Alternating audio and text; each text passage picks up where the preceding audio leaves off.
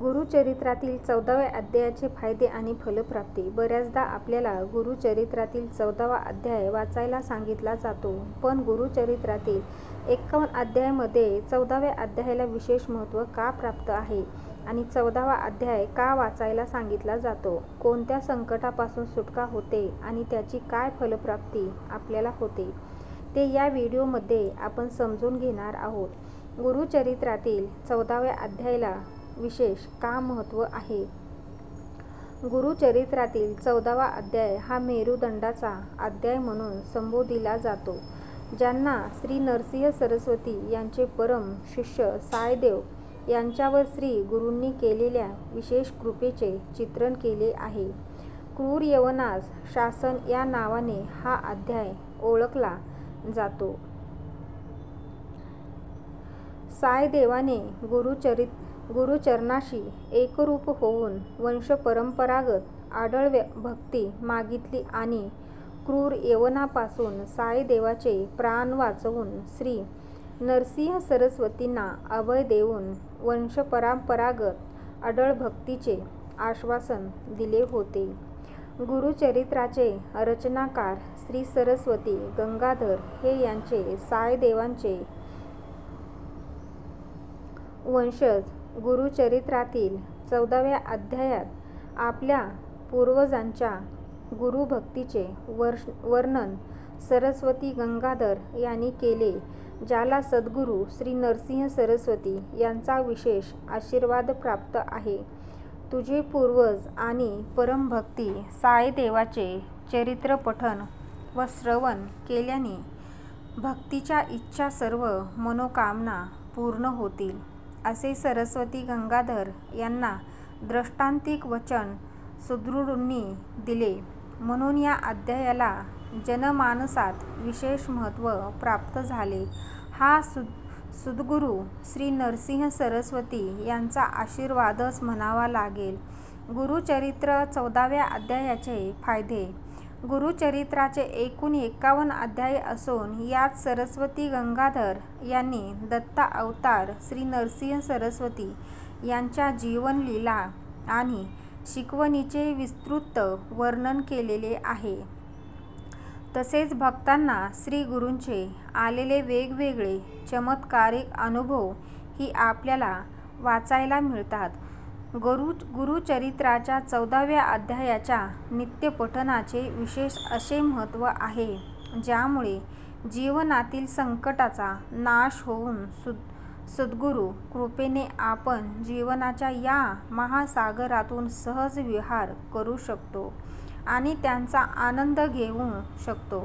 गुरु आशीर्वादाने 14व्या अध्यायातील प्रत्येक ओळीला विशेष असे महत्त्व प्राप्त झाले आहे, ज्यामुळे 14व्या अध्यायाच्या नित्यपठणाने अनेक प्रकारे गुरुकृपा आपल्यावर होते. या अध्यायाची सुरुवात सद्गुरू दत्त अवतार श्री नरसिंह सरस्वती यांच्या दिव्य स्वरूप वर्णनाने होते. ते स्वरूप खरंच मानवीन आकलनाच्या पलीकडे असून अमर्याद आणि अनंत आहे. ते पठण किंवा श्रवण करताना सद्गुरूंच्या स्वरूपावर लागलेले ध्यान आपल्याला जन्ममृत्यूच्या फेऱ्यातून मुक्त करून मोक्षपदास घेऊन जाते. त्यासोबतच श्री गुरु नरसिंह सरस्वतीच्या विविध पूजाविधीचे वर्णन श्रवण आणि पठण करणाऱ्या व्यक्तीला भौतिक समृद्धी आणि उत्तुंग यशाची प्राप्ती करून देते. ज्याप्रमाणे श्री गुरूंनी साईदेवावर वरदहस्त ठेवून त्यांच्या संकटांना निवारले, तेच फलप्राप्ती श्री गुरूंनी ही कथा श्रवण आणि पठण करणाऱ्याला देऊन त्याचे इच्छित सर्व कार्य पूर्ण करण्याचे वचन दिले. आपण जेव्हा माच्या भक्तिमय अवस्थेत श्री गुरूंना पूर्ण शरण जाऊन श्री गुरुचरित्राचे श्रवण अथवा पठण करतो, तेव्हा नक्कीच आपली आत्मगलनी दूर होऊन आत्मज्ञानाची प्राप्ती होते आणि श्री गुरूंचे आशीर्वाद प्राप्त होऊन आपण येणाऱ्या अडथळ्यावर मात करू शकतो आणि व्यवसाय, शिक्षण आणि वैयक्तिक संबंधांसह जीवनाच्या सर्व क्षेत्रामध्ये यश मिळवू शकतो. गुरुचरित्राच्या 14व्या अध्यायाच्या नित्यपठणाचे फायदे. जीवन जगताना आणि जीवनातील ध्येय गाठताना आपल्याला बरेचदा संकटाचा सामना करावा लागतो. आयुष्यात आपण आर्थिक, मानसिक, भौतिक, सामाजिक, बौद्धिक दुःखाला सामोरे जात असतो. संकटातून, दुःखातून बाहेर याचा मार्ग सापडत नाही. नेमाशरण्यात ग्रस्त होऊन आपण स्वतःला विनाशाकडे घेऊन जातो. अशा वेळेस श्री गुरूंची आस धरावी. ज्याप्रमाणे सायदेव गुरुस्मरणाने मृत्यूच्या संकटातून बाहेर आला, त्याच रीतीने आपणही आपल्या जीवनातील दुःखातून बाहेर येऊ शकतो आणि आपल्याला मार्ग मिळू शकतो. श्री गुरुचरित्रातील 14व्या अध्यायाने पठण केल्याने काय फलप्राप्ती होते, श्री गुरूंची आपल्यावर कशी कृपा होते हे आपण बघू.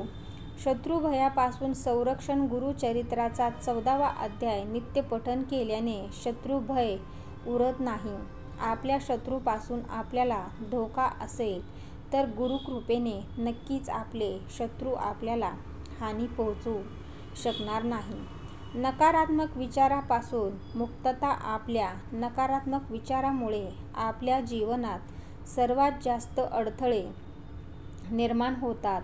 जर आपण नित्य 14वा अध्याय पठण करत असू तर नक्कीच अशा नकारात्मक विचारातून सुटका होऊन सकारात्मक विचाराशी जोडल्या जाऊ शकतात.